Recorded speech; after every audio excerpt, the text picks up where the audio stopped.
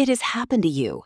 You're in a loud room, music playing, conversations everywhere, complete noise chaos.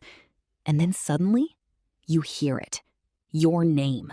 Clear as day. You spin around. You scan the room. And nobody is looking at you. Nobody called you.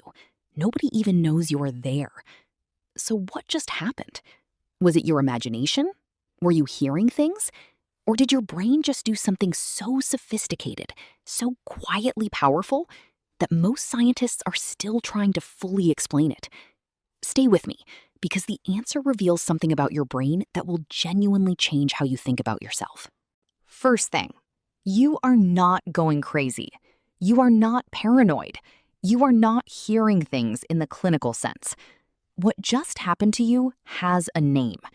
Scientists call it the cocktail party effect, and it was first discovered in 1953 by a British cognitive scientist named Colin Cherry. Here is what he found. In a room full of noise and overlapping conversations, the human brain does something extraordinary. It does not hear everything equally. It filters, constantly, aggressively, without you ever asking it to. Your conscious mind only processes a tiny fraction of the sound information hitting your ears every second. The rest gets filtered out before it ever reaches your awareness. But here is where it gets interesting. Even while filtering all that noise out, your brain keeps a secret background process running, a silent scanner, quietly monitoring every single conversation in the room simultaneously, just in case something important shows up. And the most important sound your brain knows is your own name. Think about this. From the moment you were born, people said your name to you, over and over and over again. Before you understood language, before you understood anything, your name was already being spoken to you thousands of times. And your brain, even as an infant, started recognizing that specific pattern of sounds as something critically important, something that means you, something that demands attention. By the time you are an adult, your name has been spoken to you hundreds of thousands of times. It is the most personally significant sound in your entire acoustic world. And your brain has built an entire neural pathway dedicated specifically to detecting it. Neuroscientists call this preferential processing. Your name does not go through the normal filtering system like every other word does. It gets a VIP pass directly to your conscious awareness. It bypasses the noise filter completely. Which means even when your brain has decided to ignore everything happening around you, it never stops listening for your name. Never. Not for a single second. Here is where the story gets genuinely fascinating and a little unsettling. Your brain heard your name, clearly, distinctly, but nobody said it. So what actually happened? Here is the truth. Your brain made it up. Not because it is broken, but because it is doing exactly what it was designed to do, and doing it almost too well. Your brain is a prediction machine. It does not passively receive sound. It actively constructs what it hears based on patterns, expectations, and context. When your brain is scanning that noisy room and it detects a sequence of sounds that even remotely resembles your name, it does not wait for confirmation. It fills in the gaps instantly. It hears what it expects to hear. Two people saying completely unrelated words at the same time can accidentally create a sound pattern that your brain interprets as your name. A piece of music hitting a certain frequency, someone laughing at a certain pitch.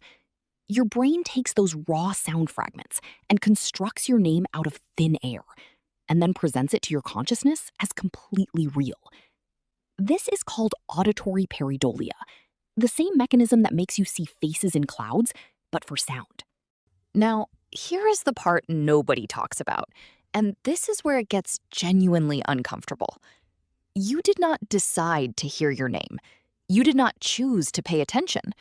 Your brain made that decision entirely without you.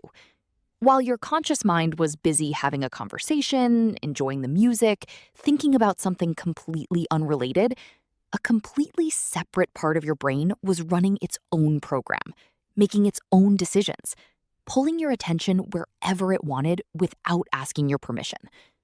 Psychologists call this involuntary attention capture, and your name is one of the most powerful triggers for it that exists. But here is the deeper implication.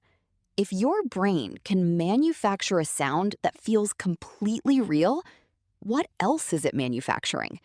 How much of what you hear, see, and experience every single day is your brain filling in gaps, making predictions, and presenting constructed reality to your consciousness as if it were absolute truth?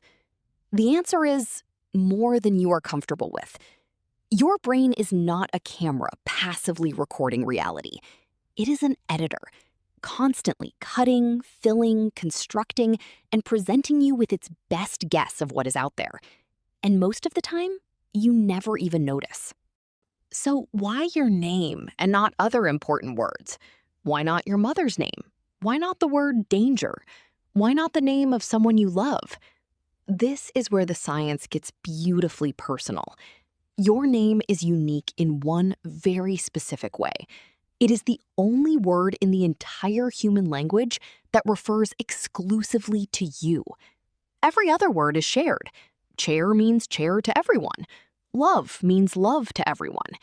But your name, in your world, means only one thing: you. And because it means you, your brain has assigned it the highest possible threat and relevance level in its monitoring system. Hearing your name in a crowd could mean someone needs you, someone is talking about you, someone is warning you. From an evolutionary survival perspective, missing your name being called could cost you your life. So your brain evolved to never miss it, ever, even if it means occasionally creating a false alarm. Your brain would rather make you spin around unnecessarily 100 times than miss the one time it actually mattered. Now, here is something researchers discovered that completely changes how you understand this experience. The frequency with which you hear your name when nobody said it is directly connected to your anxiety levels. People with higher social anxiety hear phantom name calls significantly more often than people with low anxiety. Here is why. When you are anxious, your brain's threat monitoring system is already running at a higher sensitivity level. It is already on high alert, already scanning for danger more aggressively than normal. So the background process that monitors for your name gets amplified too. The filter becomes more sensitive. It starts flagging sounds as your name that it would normally dismiss. This means the more socially anxious you are, the more often you will hear your name in a crowd when nobody called it. And here is the cruel irony of that. Hearing your name when nobody said it can itself trigger anxiety. You look around. Nobody is looking at you. You feel paranoid, embarrassed, hyper-aware of yourself, which raises your anxiety further, which makes your brain even more sensitive, which makes you hear your name even more often. It is a loop, a completely automatic psychological loop that your conscious mind has almost no control over. But here is the thing I want you to sit with, because this is the part that goes beyond neuroscience into something deeply human. Your brain protects your name above almost everything else it monitors, more than most words, more than most sounds, because your name is not just a label someone gave you. It is the first and most fundamental piece of your identity. It is the sound that taught you that you exist, that you are a separate person in the world, that you matter enough to be called. When you were a baby and someone said your name, it was one of the earliest signals your brain received that you were real, that you were seen, that you were someone. And your brain never forgot that. It built an entire system around protecting that signal, around making sure you never missed it, around making sure that the most fundamental proof of your existence, your name, could never be ignored. So the next time you hear your name in a crowd and spin around to find nobody there, do not feel embarrassed. Do not feel crazy. What just happened is your brain doing something ancient and beautiful. It was protecting your identity. The same way it has been doing since the very first time someone looked at you and said your name out loud for the very first time, for the very first time. You hear your name because your brain loves you enough to never stop listening for it, even in the loudest room, even when you have told it to relax, even when nobody is calling. It keeps scanning, keeps monitoring, keeps protecting the one sound that means you are here. You are real. You matter. And honestly, in a world this loud and this chaotic, having something that never stops listening for you is not such a